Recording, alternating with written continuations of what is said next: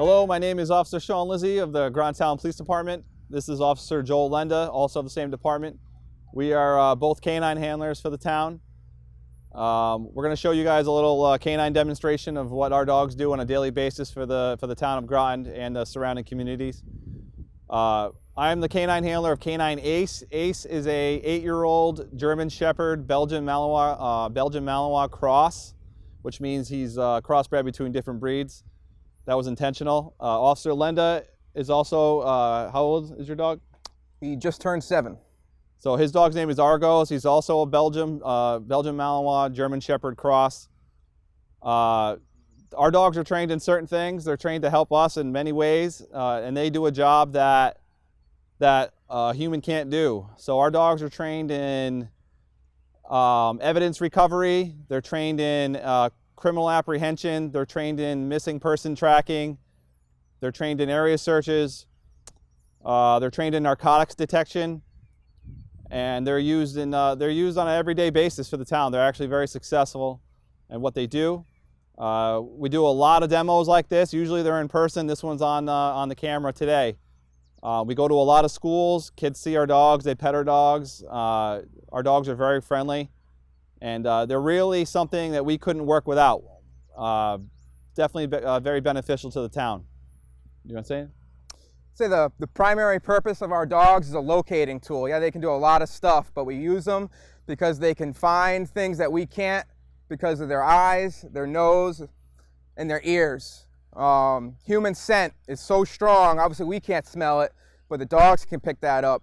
They can smell things 50 to 100 times stronger than we can, and we use that in the field to locate people and to locate evidence, like Officer Lissy said. So when somebody goes missing and we have a last known area, we can bring our dogs in and give them a command to search. All right, obviously they don't really know what they're searching for at that point, so that's why we need a good strong starting point or a scent article that has that person we're looking for scent on it. So we can give that to the dog or show the dog the last known area and give them a command to track, and they have the ability to track that scent to hopefully locate that person. With articles, the same thing. Everybody carries phones, keys, anything that comes in contact with your hands and your skin will have human odor on it, and the dogs can pick that up. And the longer that sits somewhere in a field, the further that odor goes out and the easier it is for the dogs to locate. So if you have really high grass, we can't see it, and it could be a really small object, and the dog can go in and they can pick up on that odor because it's constantly coming off of that. And the longer it's out there, obviously the odor can start dissipating and gets a little bit harder. But we use them primarily for locating things. And that's something that we're going to demonstrate that right now. This is very similar to the dog tracking. They use the same idea, but I have a set of objects in my pocket that I've been holding on to, and they're made of different compositions. One's plastic, one's metal. The dog's not looking for this direct item. What they're looking for is the odor of a human being on this item. So that's something similar that they do in tracking. When they track people, what they're looking for is the odor of the person that they're trying to find. I'm going to give him a different type command. I'm not going to tell him to track, but I'm going to tell him to locate missing evidence. And all he's looking for are objects on the ground that have some type of human odor on it. Now, people might ask, well, how do they know if there's a piece of trash that's been sitting on the ground for 6 weeks and no one's touched it? My dog will walk right over that. He's going to ignore it. That object doesn't mean anything to him because it doesn't have active human odor on it that's within the last couple hours or a day or so. All I'm going to do is just throw these out in the field. I mean, some of them might be a little bit easy. We practice this in really high grass normally. We make it a little bit more difficult for the dogs, but this is so you guys can see what the dog can do. I'm going to bring K-9 Ace out. He's going to be on a 15-foot line. I probably don't even need to give him a command because he's so smart. He knows what we're doing right away. But I'll give him the command just so he understands that. If you hear me speak some funny language today, it's because he's not trained in English. He's trained in Dutch. We'll talk about that a little bit later. So just give me 1 second if Officer Lenda wants to commentate what I'm about to do, and I'll grab my partner. And ultimately, the dog doesn't care about these items. All he cares about is his reward. So when we do training, everything is positive reinforcement. So once they learn what we're asking of them, okay, you want me to find something with human odor on it, and then it becomes, what do I get for it? Otherwise, the dogs are like, I don't really want to do that. I'm going to go over here. and do what I want to do. So we got to pay them with something to let them know, yeah, this is what we want you to do, and you get something for that. So that way they want to work for us. So he doesn't care what we just threw out. All he knows is it has the odor on it. He knows that he has to alert to that to show us, and he'll lay down on it and point at it. But then he'll probably look back at the handler because he wants his toy, whether it's a tug or a ball, whatever the Officer Lissy uses for that. Lost.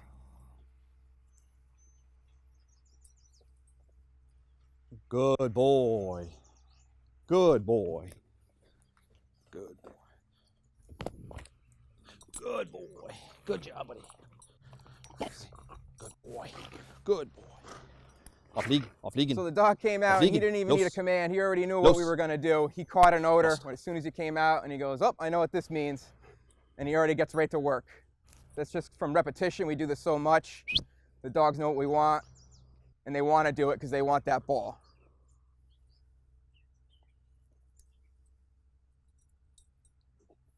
Good boy. Good boy. Good boy. Hutso.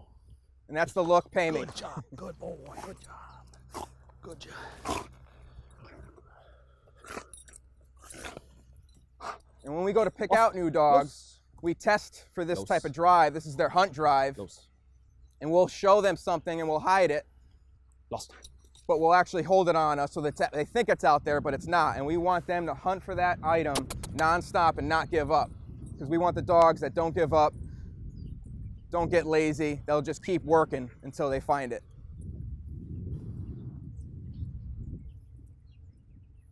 Good boy. Hutso. Good boy. Good job. Good job, buddy. Good boy, buddy. Good boy. These dogs have so much drive and willing to work for us. I mean, if you think of it, his reward right here is this toy. It's a paycheck. I mean, he earned it, so we give it to him. And that's all he wants. He wants to hang out. He wants to play with me. That's his reward. That's his job. Good boy. And he will do this, play with me for hours. He never stops. What we'll show next is just some basic obedience. It's important to have good control of our dogs at all time. Officer Lenda's going to show Argos's ability to pay attention to him just during basic obedience, but we expect this obedience to be functional during times of chaos. I mean, we ask our dogs, we bring our dogs into some pretty tough situations, and we ask for them to ignore the chaos going around them and to pay attention to us because it's important. And so it all starts with basic obedience. So Officer Lenda will bring out his partner, Argos. Good boy. Good boy. Good boy. Foos. Foos. Foos. Good boy. Off liegen. Off. So this is K-9 Argos. He's 7 years old, and right now he's trying to figure out what I want him to do. So if he starts barking, he might get a little frustrated because all he wants is his toy and he doesn't know what I'm asking of him yet. So the foundation of all our work is obedience. We need the dogs to be able to listen to us so we can have control before we can move on to other more complicated things. So everything starts with obedience, and that's walking from the heel, teaching them from a distance how to just obey commands to sit, to lay down, to come to me at any moment. I can leave him and walk way down there, and he'll stay here until I call him. Hey, Sita. So I also use Dutch commands. It's just how we train. And some people like to think that so other people don't give him commands. That's part of it. But a lot of it is that's where he came from, and that's what he already knows. And it's kind of more of a tradition thing. So some of the basic things we do is just basic obedience. We can do the heel. Ready? Fall again. Fall again. Hey. Ready? Good boy. Good boy. Good boy. Good boy. Back. Off. Off liegen. Off. Good boy. Argos. Sita. You cheater. Sita. Sita. Off. Sita. He just wants his toy right now. Free. Here you go. Here you go. Good boy. Good boy. Ready? Los. Los. Good boy. Los. Another thing I train him to do is I can have him a little bit more control over him. I can put him between my legs, under. And then we can also heel just like this. And I can do it with no hands. Nay. And he'll stay right here with me. He's getting frustrated. Back. Back. Good boy. Good boy. Off. Off, Deegan. Off. Off. Foos. Free. Good boy. And that's just some of the basic and tactical obedience that we do work with the dogs. It's morning. He's got a lot of energy. So he's a little bit more frustrated because he wants to work. Good job, buddy. Good job, buddy. Good boy. Really put him up. Let's go. Hey, buddy. Good job, buddy. Good job, buddy. Good boy. I mean, as you can see, our dogs are very social.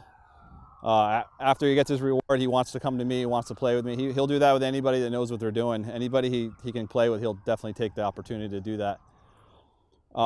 It's important to us to keep our dogs social.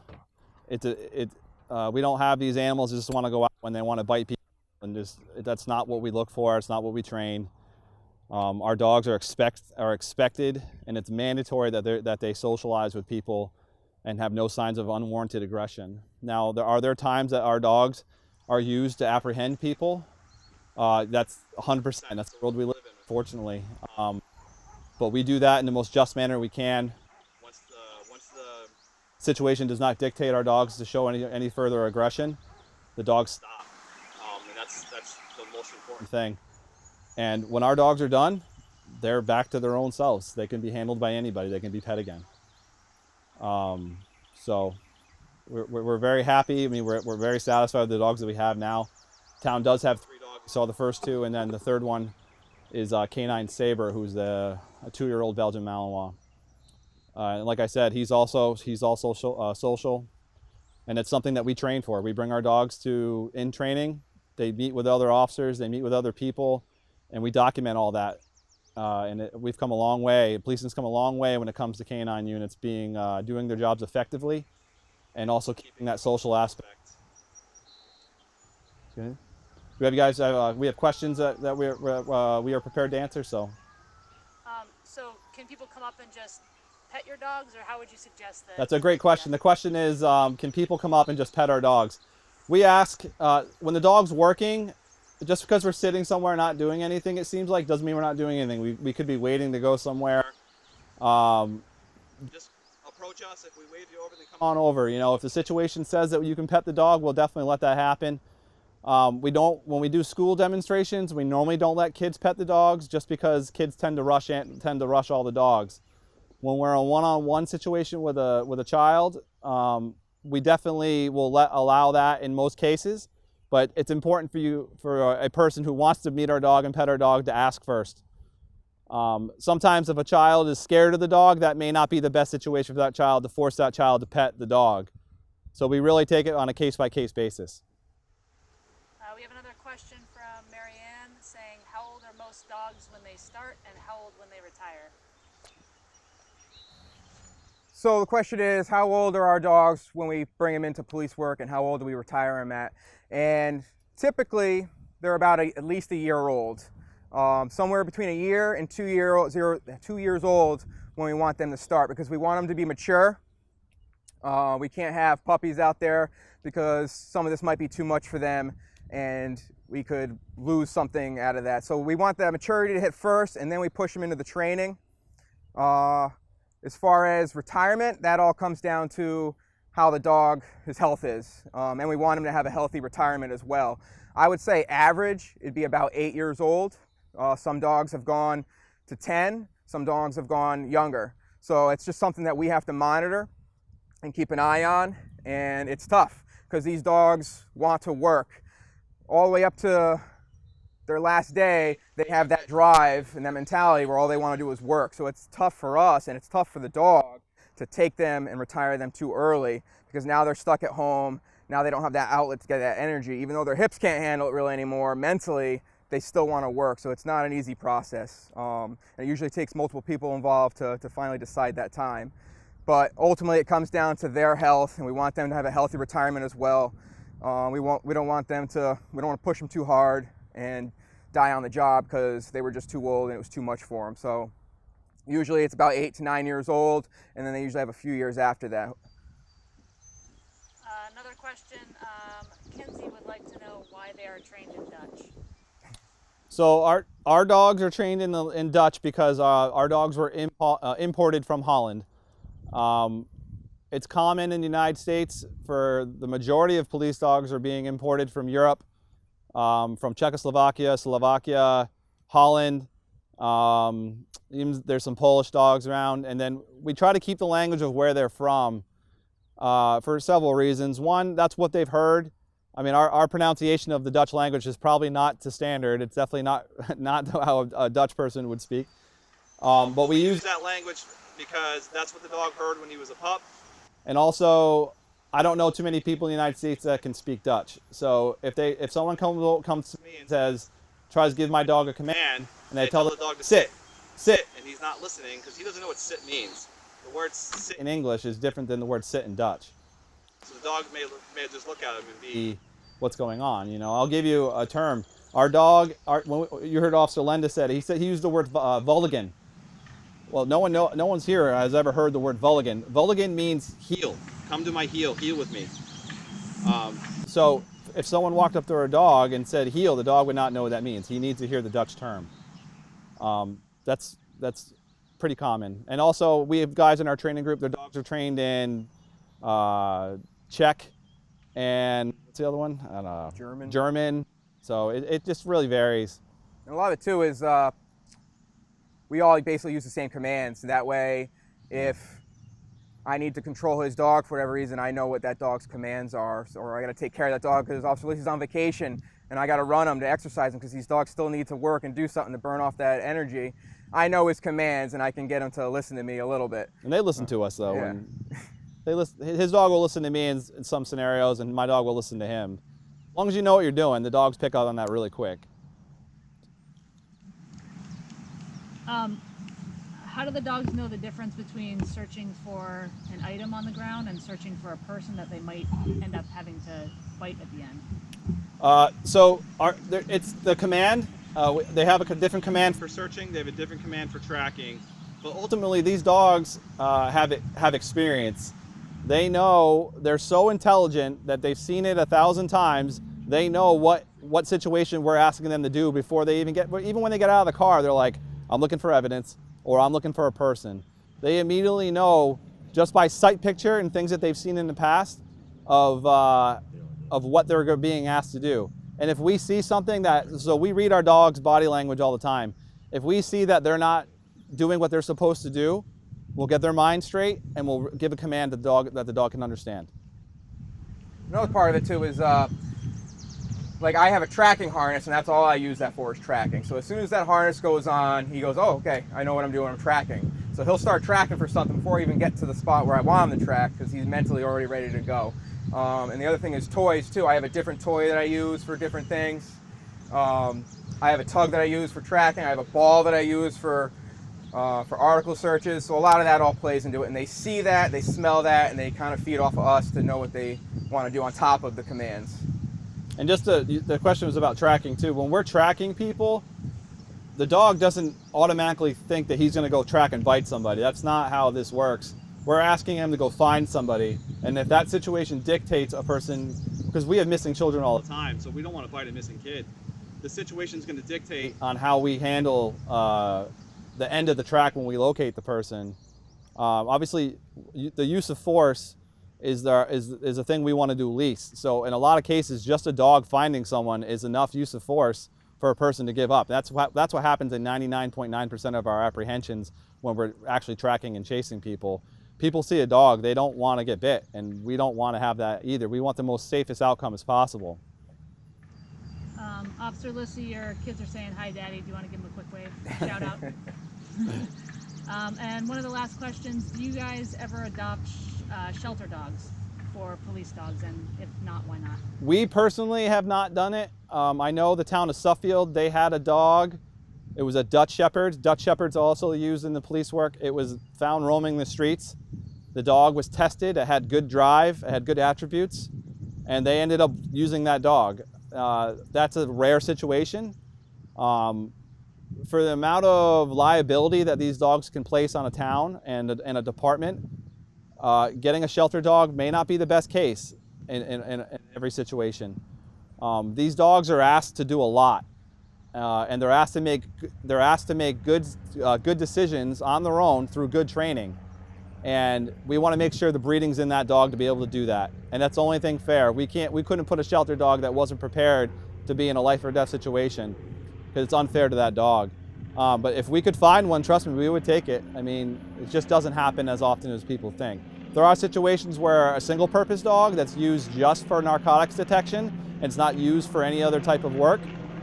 That dog, I've seen that before. We've seen narcotics dogs be trained.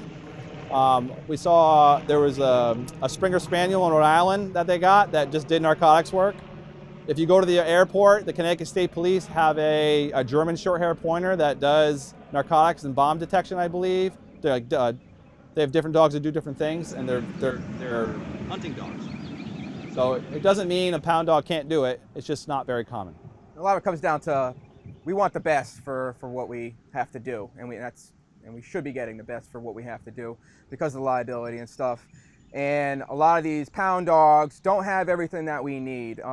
Especially, if you got a shepherd that's locally grown,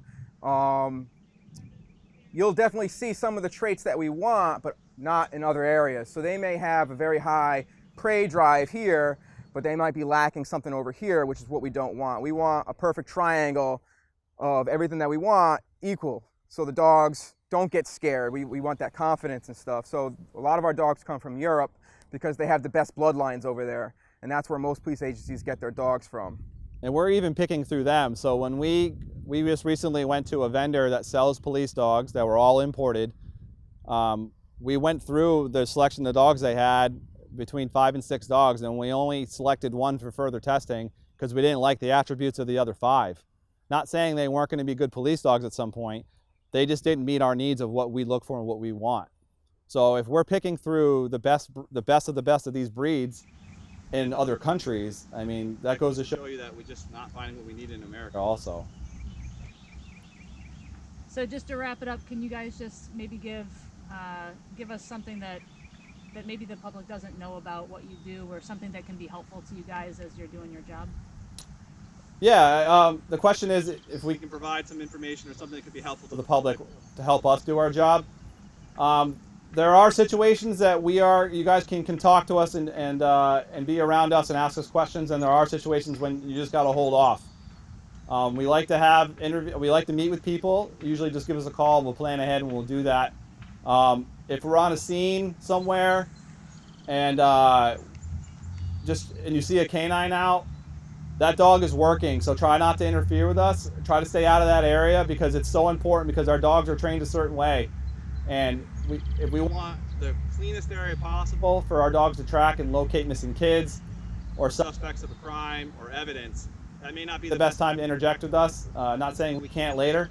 Just hold off on those situations if you see us working. And if you have a question, feel free to call the police department and ask that desk officer, say, what's going on? Is it okay to go over there?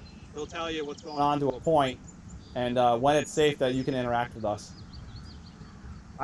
Same thing for me is, I don't know how many times I've been on the scene working my dog, and 100% of my focus is on that dog and watching his behavior. And I've had people scream because they see the dog and they get scared. They come over, they ask what's going on, and that's all distraction that's taken away from us working. So I'm 100% focused on my dog. My backup officer, he should be 100% focused on what's going on around me. So that's not the time to come up and ask what's going on or to scream, because if we're not screaming, you shouldn't be screaming. So I think everybody just to stay calm and to let us work and to try not to distract us when we are working. There's usually somebody nearby that you probably can ask a question. Or like Officer Lacey said, just give the PD a call and ask if everything's okay. just because it takes away from the dog trying to work whatever task he's trying to do. And we'd like to thank you guys for your time. When the society gets back to normal with this COVID-19, we're looking forward to seeing everybody and actually doing one of these in person. And please, if you do see us out in town, wave to us. If we have time, we'll definitely stop and we'll chat with you guys. We have no problem talking to the public. Absolutely. Thank you guys. Thank you.